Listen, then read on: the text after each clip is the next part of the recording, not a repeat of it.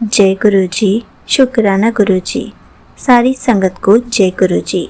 संगत जी, गुरु जी हमेशा सिखाते हैं कि मासूम बनना बुरी बात नहीं है, लेकिन अपने हक के लिए भी खुद ही लड़ना पड़ता है। अब इस बात का क्या मतलब है, तो चलिए इसी पर एक आंटी जी का सत्संग सुनाती हूँ, जिसमें उन्होंने इस बात को बहुत अच्छे से एक्सप्लेन किया है। ये सत्संग पूरा ज़रूर सुनिएगा, आपको बहुत अच्छे आंसर्स मिलेंगे।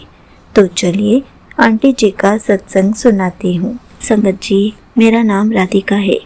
मैं 7 बजे गुरु जी का रोज़ मंत्र जाप सुनती हूँ, क्योंकि 7 नंबर गुरु जी का लकी नंबर है। गुरु जी हमें उस टाइम पे ब्लेसिंग्स देते हैं। संगत जी, लेकिन एक दिन जब मैं मंत्र जाप सुन रही थी, आंखों में आंसू आ गए और दिल में एक ही सवाल था, क्यों हमेशा मेरे साथ ही ऐसा होता है। घर में सन्नाटा था और मेरे दिल में तूफान। आज फिर ऑफिस में किसी ने मेरी मेहनत का क्रेडिट ले लिया था। मैं चुप रही, जैसे हमेशा रहती हूँ। लोग मुझे सीधा साधा मासूम कहते हैं, लेकिन किसी ने नहीं देखा कि मेरी मासूमियत के पीछे कितनी पीड़ा छुपी रहती है। रात में मैंने गुरु जी का स्वरूप देखा और धीरे से कहा, गुरु जी मैं थक गई हूँ। हमेशा सबके लिए अच्छा सोचती हूँ, सबकी मदद करती हूँ, फिर भी हर बार मुझे ही रुलाया जाता है। अब तो डर लगता है बोलने से भी। कमरे में एकदम से गुरु जी ने फूलों की खुशबू फैला दी और मैं डर गई कि एकदम से फूलों की खुशबू कहाँ से आई। फिर एकदम से ध्यान में आया कि मैं गुरु जी से बात कर रही हूँ और गुरु जी मुझे अपनी प्रेजेंस फील करा रहे हैं कि गुरु जी मेरी बात सुन रहे हैं। मैंने अपने आंसू पोंछे और गुरु जी का सिमरन करना शुरू कर दिया। गुरु जी का मंत्र जाप सुनना शुरू कर दिया। मंत्र जाप सुनते सुनते मैं सो गई। और संगत जी, गुरु जी मेरे सपने में आए और गुरु जी ने मुझे कहा, तू क्यों रोती है? मैं हूँ, तेरा कभी कोई नुकसान नहीं कर सकता। मुझे पता है तू मासूम है, लेकिन मैं तुझे मजबूत बना कर रहूँगा। जो तेरा हक है उसे लेने से डर मत। जब मैं सुबह उठी तो मुझे लगा कि मेरी सारी प्रॉब्लम दूर हो गई है। मुझे बहुत हल्का फील हो रहा था, लेकिन मन में यही था कि मुझे फिर से वही ऑफिस जाना है, क्योंकि वहाँ पर इतनी पॉलिटिक्स है।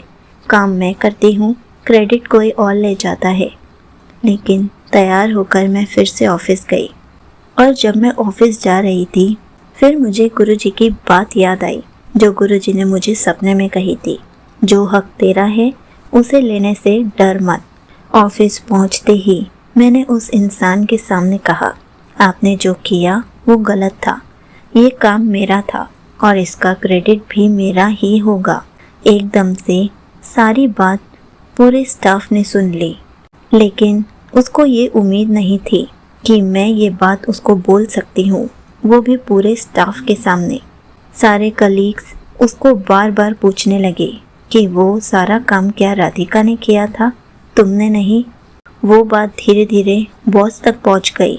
जैसे ही बात बॉस को पता चली, तो जिसने क्रेडिट लिया था गुरु जी की कृपा से, बॉस ने उसको जॉब से निकाल दिया और मुझे प्रमोट कर दिया। लोगों का रवैया बदल गया कि ये अपने हक के लिए भी लड़ लेती है। सब मुझसे अच्छे से बात करने लगे, क्योंकि मैंने अपने लिए पीछे बोलते हुए लोगों को सुना था कि कितनी स्ट्रेट फॉरवर्ड है, जो भी है सीधा मुंह पर बोल देती है। और यही बात गुरु जी ने मुझे सिखाई कि अपने हक के लिए खुद लड़ना पड़ेगा। उसी टाइम मैंने गुरु जी का स्वरूप अपने फ़ोन में देखा और कहा, शुक्राना गुरु जी, मैं प्रमोशन तो एक्सपेक्ट नहीं कर रही थी, हाँ, लेकिन जो मैंने काम किया उसका क्रेडिट मैं चाहती थी, लेकिन आपने तो मुझे प्रमोशन भी दिला दी। संगत जी, मुझे यही पता था, जहाँ मेरी सोच ख़त्म होगी वहीं से गुरु जी की प्लानिंग शुरू होती है। और गुरु जी जब भी देते हैं दुगना देते हैं, छप्पड़ फाड़ कर देते हैं।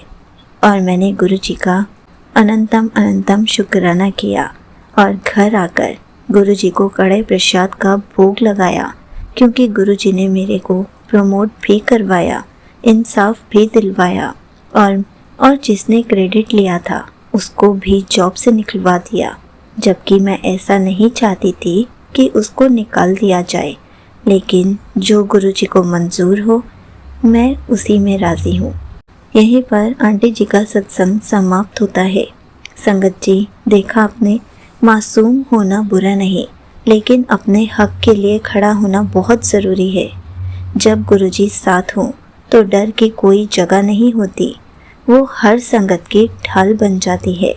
इसलिए कभी भी इतना मासूम ना बने कि अपना हक ही खोते जाएं। हमेशा अपने हक के लिए लड़ना सीखें, क्योंकि जब हम अपने हक के लिए लड़ेंगे तभी तो गुरुजी हमारे साथ खड़े होकर हमें मजबूत कर पाएंगे, हमें हमारा हक दिलवा पाएंगे।